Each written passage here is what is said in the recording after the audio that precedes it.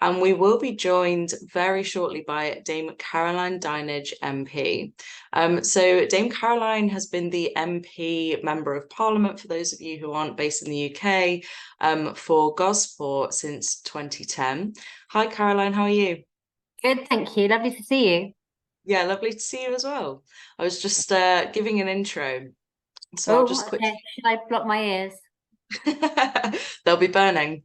Um, so Dame Caroline was the Digital Culture, Media and Sport Minister from 2020 to 2021, and actually led the work on the UK's recent online safety bill, which passed in September. So now Dame Caroline is the chair of the Culture, Media and Sport Select Committee, and also a member of the Women and Equality Select Committee, as well as being the co-chair for the Parliamentary Internet Communications and Technology Forum.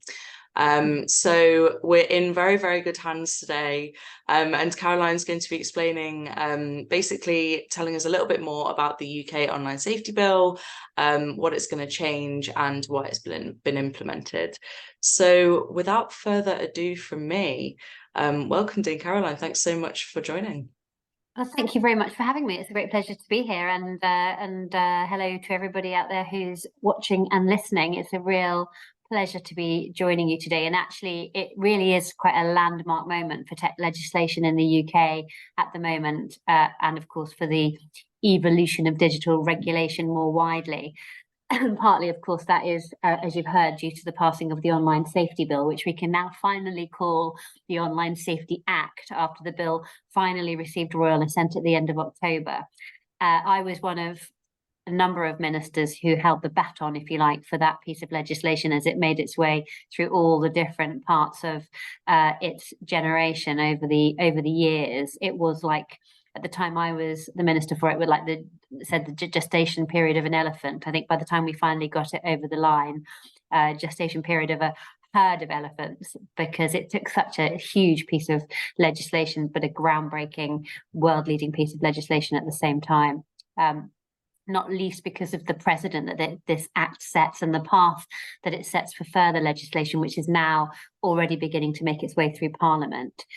It's the Online Safety Act, which I was invited to talk to you about a bit today, and specifically, I suppose, to discuss the context of this legislation and the power that it affords our regulators, but also the impact that it's going to have on those who use the internet to engage with business.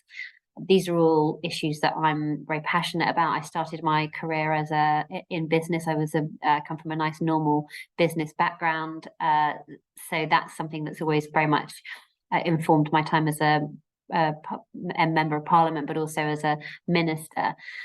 So both professionally as the former minister with responsibility for this brief, as the current chair of the Culture, Media and Sports Select Committee, and picked for, which is the all-party parliamentary group on technology. All of these things mean that this is something that's very meaningful to me. All these groups have looked at the impact of tech and media regulation on society. So it's something that I'm kind of steeped in professionally, but actually also personally as a mother of two young men, one still a teenager, whose online safety and privacy are, of course, a regular concern of mine, as they are for many parents. I just think when our kids are growing up in an increasingly online world, and so that's something we all have to be mindful of. So I'd like to, if I may, talk to you a little bit about how the Online Safety Act will impact our regulatory systems more broadly. I'd like to touch on how in the UK this piece of legislation marks just the beginning. There's a lot of ground to cover. It's the beginning of a commitment to make technology, and of course its huge untapped potential, fairer, safer, more equitable, more competitive, and to secure the delivery of that potential for all in society. I think what would be helpful is if I first of all start by talking about the context of this legislation. The last 12 months have actually made discussions such as today's incredibly pertinent. We know that technology is playing such a central role at the heart of some of the most defining discussion points in the last year. We know that ongoing conflicts in Ukraine and Gaza have seen the use of tech as a communication weapon, and they serve as a constant reminder of the powerful impact that technology can have when it's used by malevolent actors.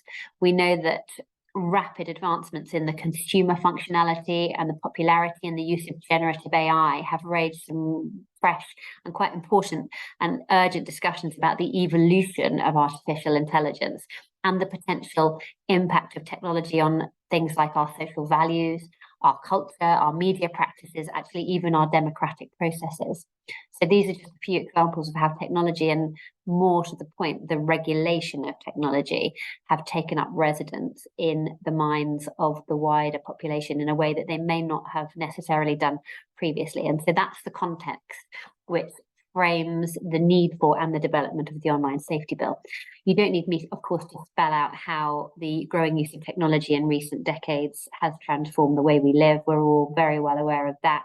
We live in a world where the majority of people under the age of 30 have now grown up with a dependency on the internet. And in the UK, nearly 95% of our population uses or has used the internet.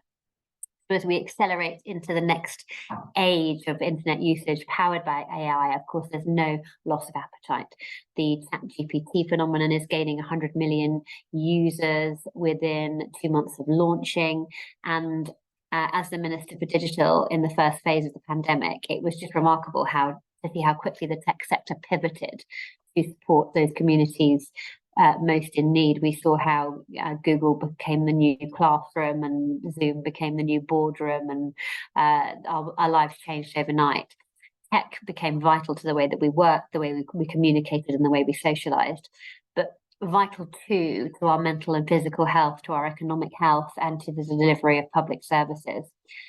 And actually, even to democracy, it changed the way we did Parliament. This ancient palace that I'm surrounded by with questionable Wi-Fi was suddenly transformed into an online debating chamber. And there were a few but fairly notable hiccups along the way, as you can imagine. But we got there in the end, and it made decades, potentially decades worth of progress in just a few short weeks.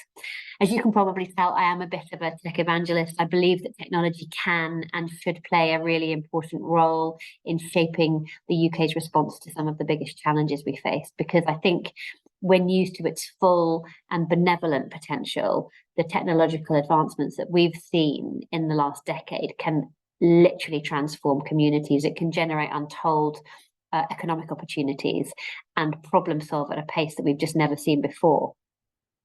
However, despite the boundless opportunities presented by this tech evolution, we have found ourselves in a situation where our regulators just have not been able to evolve at the same pace. And as the general public increase their use of tech, more often than not, it's really important that we ensure that they do it in a totally safe, legal, and harm-free environment. And of course, that isn't always what's happened, and the risk of harm also increases. So the Joint Committee debating the Online Safety Bill, when it was in draft form, we had a whole lot of discussion about it way before it even made it into the piece of legislation that was now passed. A joint committee was brought together to really take it through every single line of the bill to bring it up to scratch.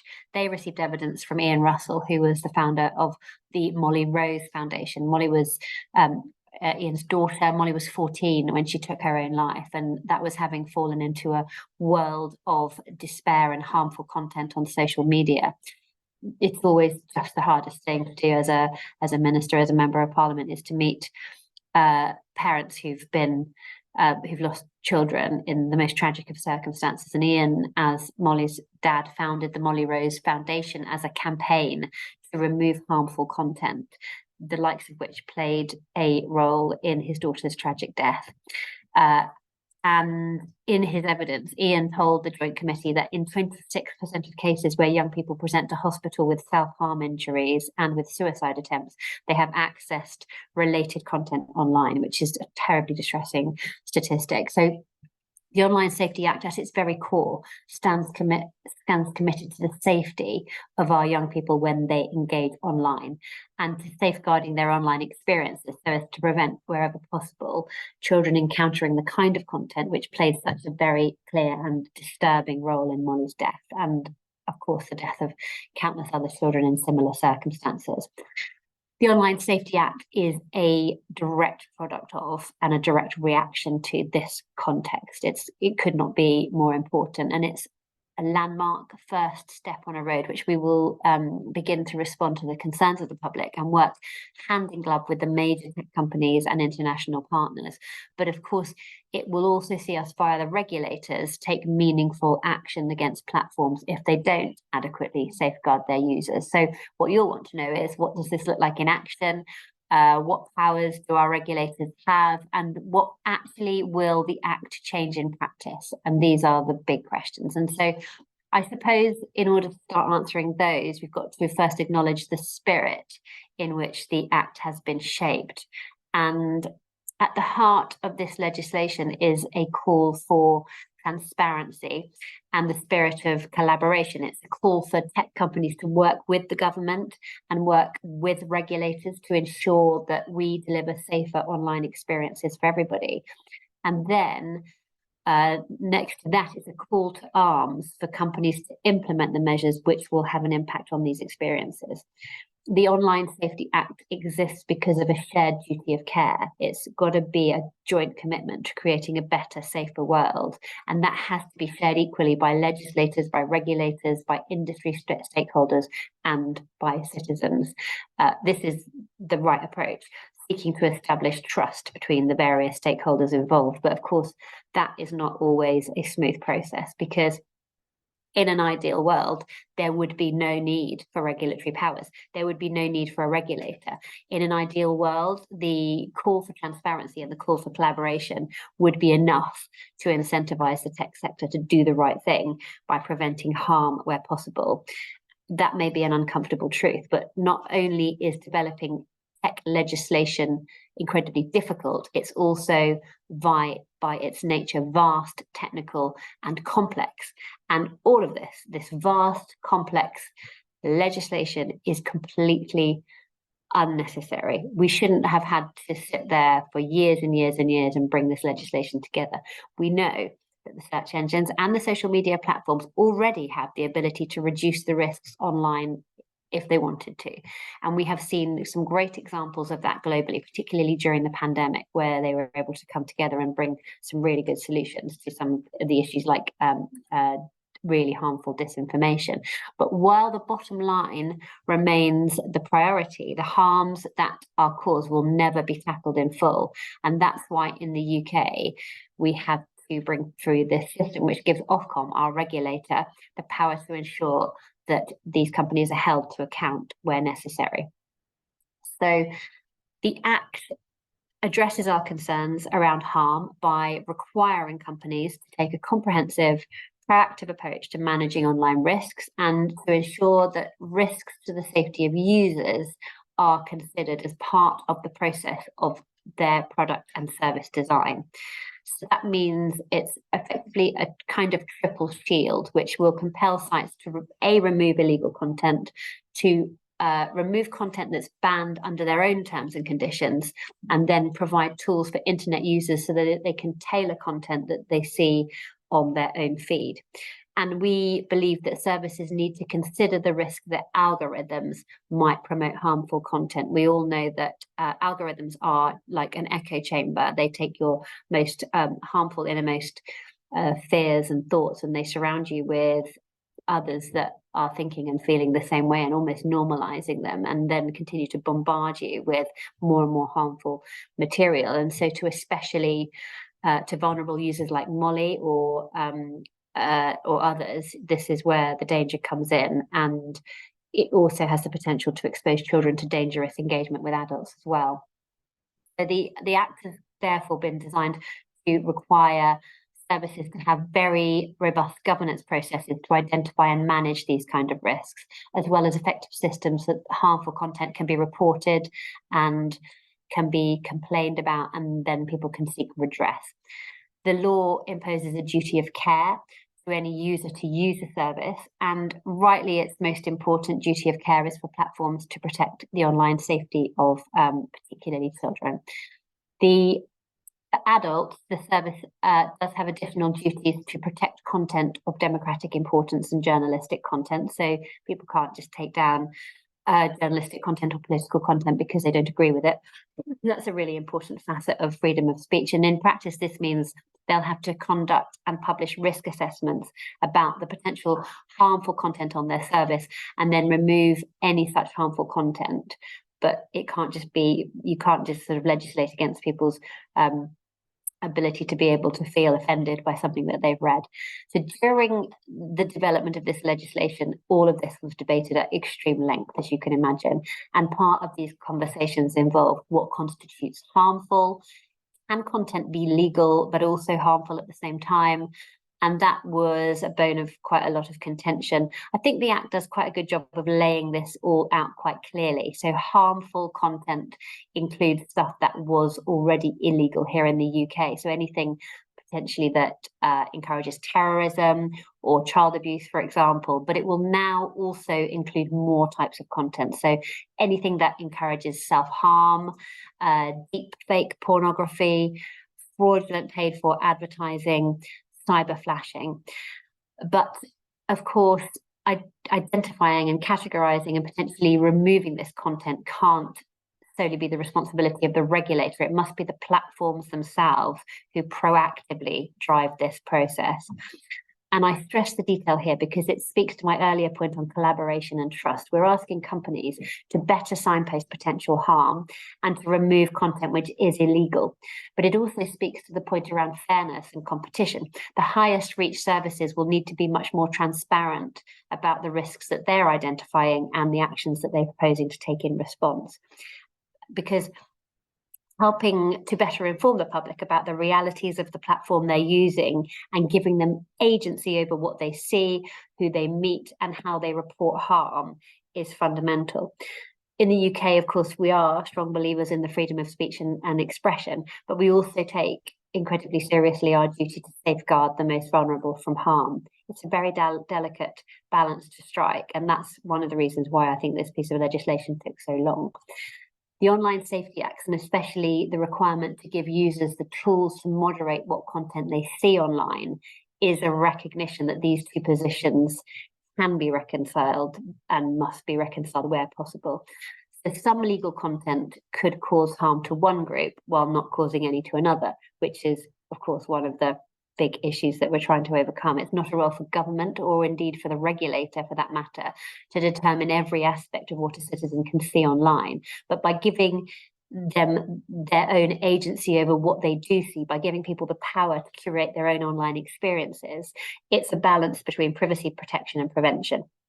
As a measure, it's not perfect, but what it does show is a clear intent and a clear message that companies who don't step up, who don't signpost harms, who don't give users the agency they deserve over what they see and what they avoid, will be answerable to the regulator through penalties or through business disruption measures. And some of those are really quite strong. Some of these potential business disruption measures are really quite punitive.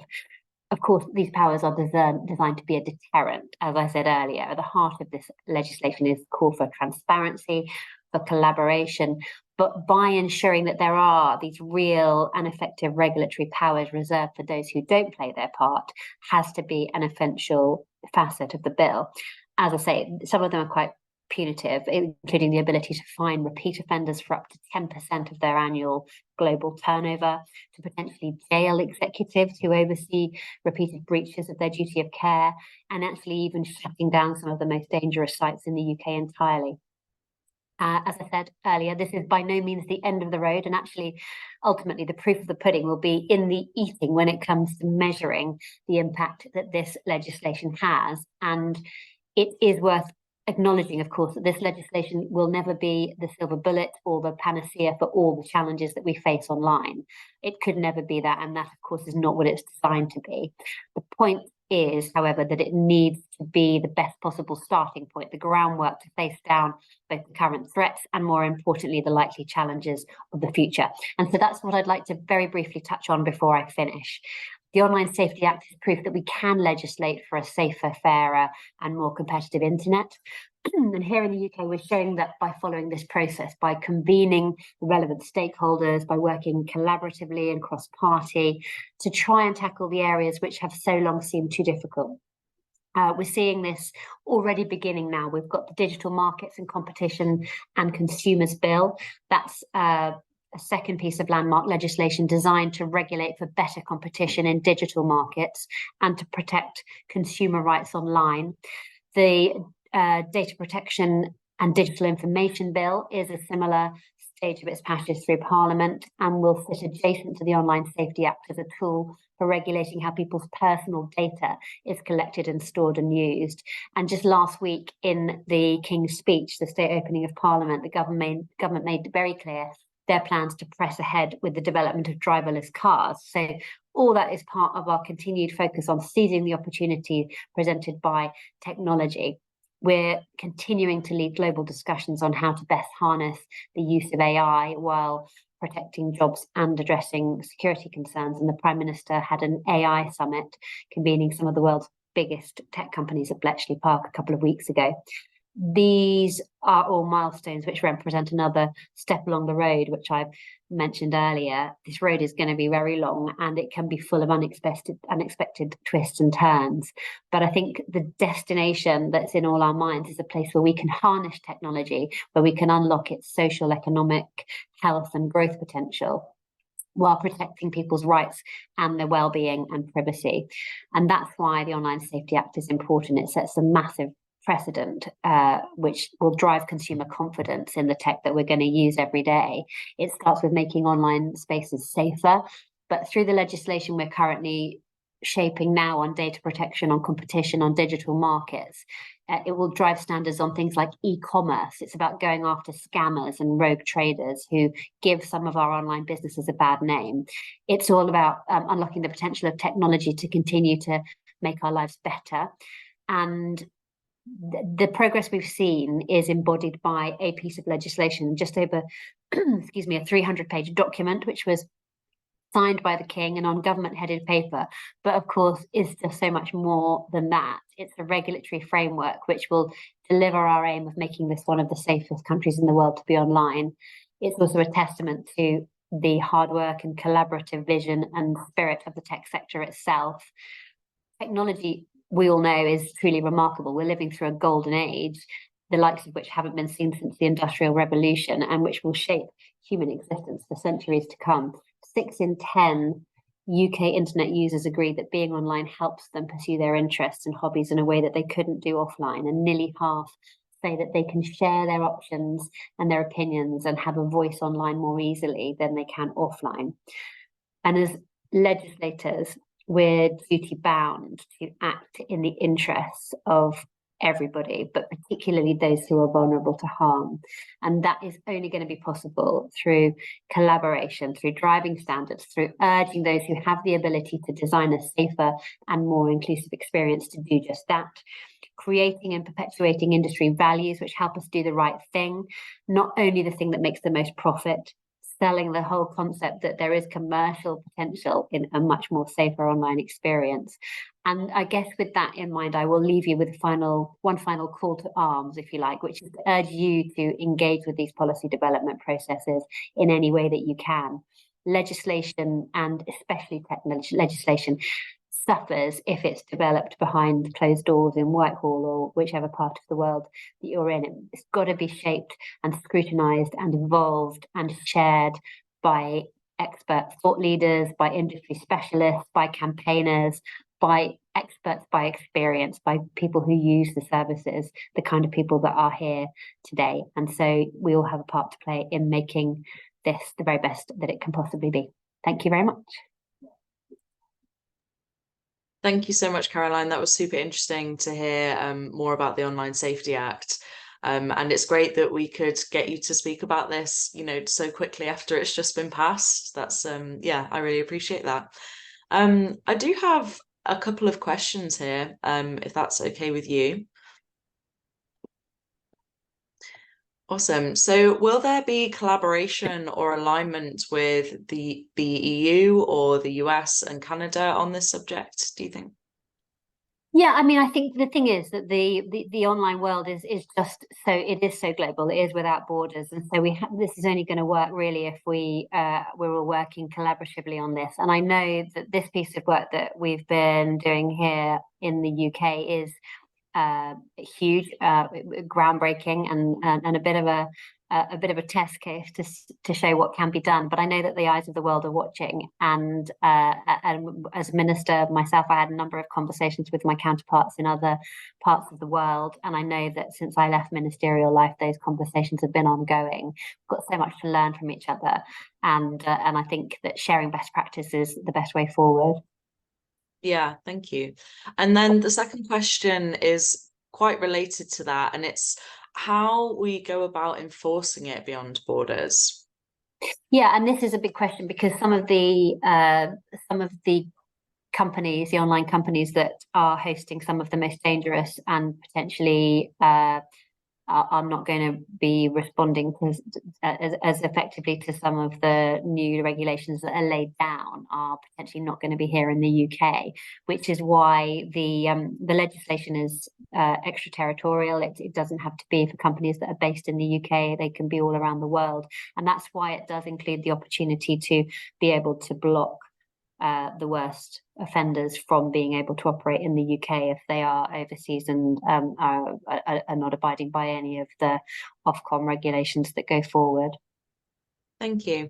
And in terms of, some of the audience members that we have here will work for various businesses, and how can people in our audience in their business prepare and go about the kind of change management for this Online Safety Act? I think the thing to consider is,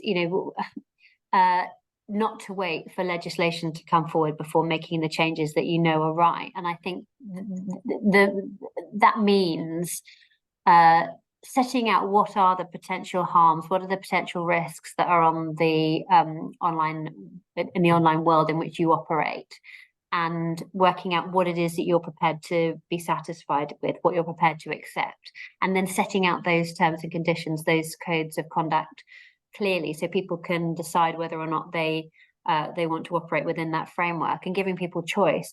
I think, as I said in my words earlier, none of this legislation is necessary. Everybody has their own powers and opportunities to be able to control their own content, but they choose in some cases just not to do it.